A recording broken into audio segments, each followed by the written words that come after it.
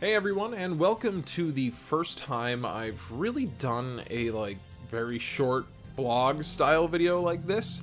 Excuse the guy on the Harley outside of my window, that was quite rude. He should know I'm talking about Gundam right now. Today, the prologue from Gundam the Witch from Mercury was officially dropped for Western viewers on YouTube via live stream. I know it was available through other sources before that, but I had not watched it because I wanted the official subs. Actually, that was my reason. But today, I took a chance to watch that live stream, and hey, it was really fun, sitting there waiting with 5,000 people and being hype in the chat. And then it started, and I have to say, I'm pretty impressed. I thought it was pretty fucking good, and I'm now really looking forward to Witch from Mercury in October. Now, I'm not going to spoil any of the story elements or anything from the prologue because it's freely available on YouTube. You should go watch it right now if it piques your interest at all. But I will say the initial startup sequence where they're trying to start up the Gundam and everything, that's really cool. I really like all the HUD elements whenever you see them in the mobile suits with the targeting sensors and stuff. That makes me think of Ace Combat, which is pretty awesome. I liked all that stuff because I really like real robot stuff. I think that's a really strong element of Gundam. And if this series is going to have more real robot stuff, then I'm totally all for it. Secondly, there seems to be an element of body horror involved almost, which I would also really enjoy that. One of my favorite movies ever is the 80s version of The Thing.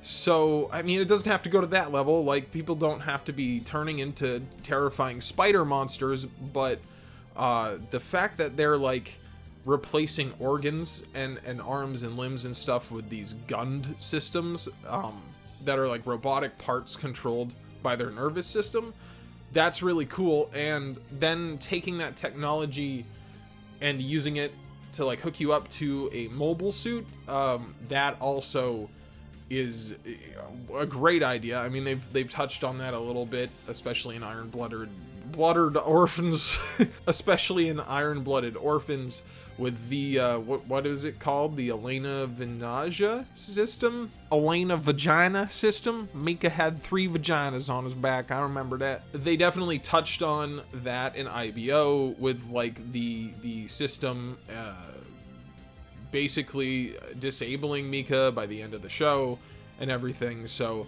if they do that again, maybe from a different view or anything, that would be great. I really liked that aspect.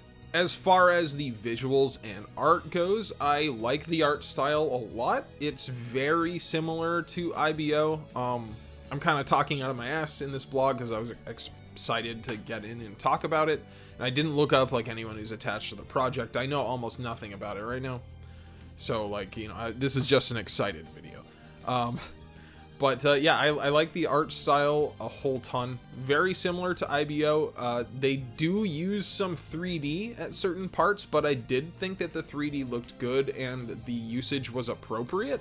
They showed some robotic limbs and things like that, and that would be in 3D, which almost gives it an uncanny valley sort of effect when mixed with the traditional 2D animation, which is cool if you're going to go with a body horror type of theme with that sort of technology. Making it feel kind of unnatural is a really cool idea. There were shots of the mobile suits both as 2D drawings and as 3D models. They were also, I believe, intermixed during the combat sequences, but the 3D looked very good. It was quite smooth. I think we're at a point with anime now, at least with big shows, where you can make 3D look very good.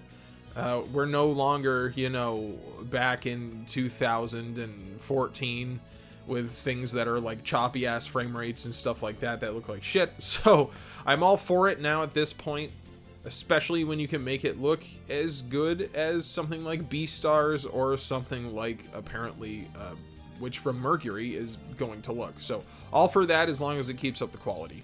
As far as the designs of the different mobile suits, I don't think they're too out there or crazy. I really like how some of them have see-through parts where you can see the machinery inside. I think that's really cool. Like I said, I think the HUD stuff in the cockpit is really cool as well. Yeah, the designs aren't too out there. They're not like, you know, IBO had the really skinny waists and stuff like that. So they're fairly standard so far, I think. I do like how they move in the combat in this show was so fast. If they keep the animation to this level, I think it's going to be one of the better mecha shows when it comes to at least space combat. I'm excited to see gravity combat with this art style and animation style too. One thing I noticed about combat was all of the sound effects and weapons are so fucking loud.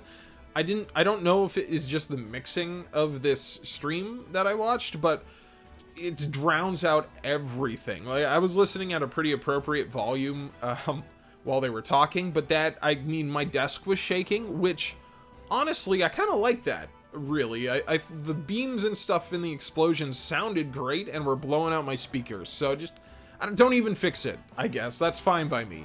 I guess lastly, I'll touch on the tone of the show. It appears to be quite dark, which is usually good for Gundam, because they're quite good at letting the staff handle dark subject matter and issues in a pretty believable and mostly respectful way, usually. It's usually well established as part of the story. When something dark really happens, it doesn't feel like it's just shock value or anything like that. But I will say, without spoiling anything, the singing of Happy Birthday at the end of that episode was great, and I'm glad it was there, but it made me feel sick to my stomach, in a good way.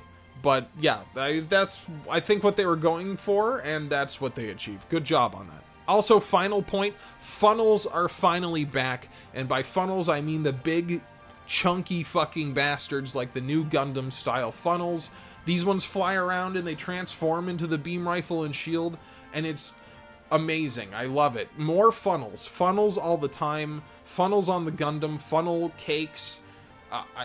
Funnel clouds, as long as they don't kill me. More funnels, please. And anyway, that was my initial thoughts on the Witch from Mercury. I really didn't have a script for this. I sat here and just talked short video, vlog style. I haven't done this before. I don't think it's going to be a super normal thing here. I'm still trying to figure out what I'm going to do for Witch from Mercury content, because I absolutely want to talk about it on the channel, but I don't want to feel like I'm milking it. You know, I don't want to talk about it every week.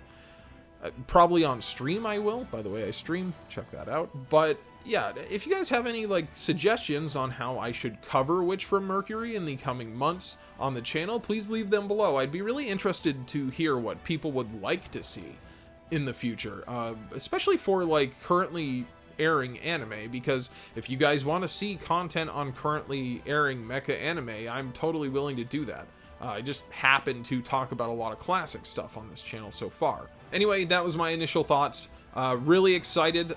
Can't wait for October now. If you haven't seen the live stream, you can go right on over to their channel and watch it. I'll leave a link below where you can watch the full prologue episode.